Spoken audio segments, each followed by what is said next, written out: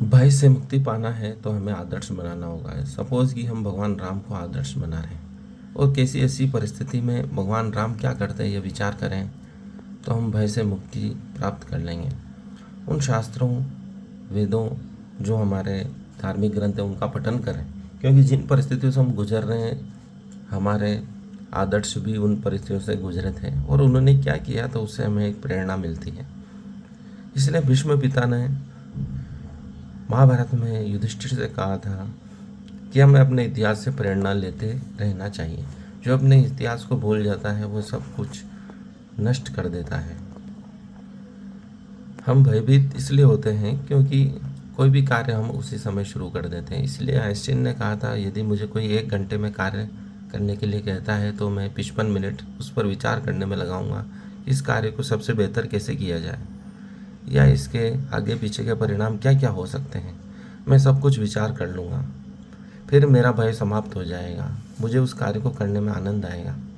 आपको कार्य करने में आनंद इसलिए नहीं आता है क्योंकि आप उसको सुनते ही करना शुरू हो जाते हैं भयभीत होकर। आप भयभीत हो जाते हैं और उस कार्य को करना शुरू कर देते हैं, जिसके परिणाम दुखद ही होते हैं अक्सर, क्योंकि बिना विचारे काम करने से पाछे पछताना ही पड़ता है। इसलिए कवियों ने कहा है, बिना विचारे सो करे जो पाछे पछताए। इसलिए बिना विचार कार्य करने से पीछे पछताना ही पड़ता है। इसलिए जो भी कार्य करें विचार करके ही करें।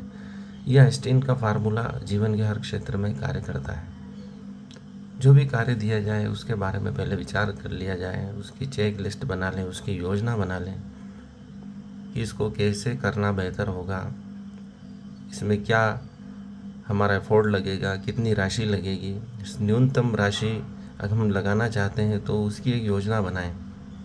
कहाँ कहाँ से वो वस्तुएं सस्ती मिल सकती हैं, उचित दाम में मिल सकती है और मूल्यवान मिल सकती हैं। यदि हम उन चीज़ों की योजना बनाएंगे तो हमारे भय समाप्त हो जाएंगे। किसी चीज़ की बेहतर जानकारी ही हमें भय मुक्त कर सकती है और हमें कार्य के सुंदर परिणाम दिला सकती है। और उन परिस्थितियों से जिनसे हम लड़ते हैं उनके लिए हमें अपने आदर्श की कल्पना करनी होगी कि वो ऐसी स्थिति में क्या कर सकते थे।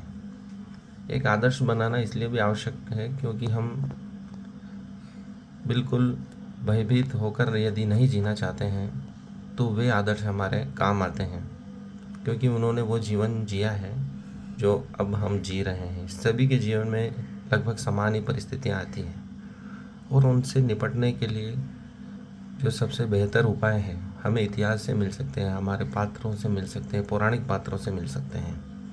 क्योंकि उन पात्रों की कथाएं अगर हम सुन रहे हैं तो उन्होंने उस जीवन को, उस क्षणों को सबसे बेहतर जिया है, इसलिए उन कथाओं को कहा जाता है। वरना आज हम उन कथाओं को नहीं सुनते।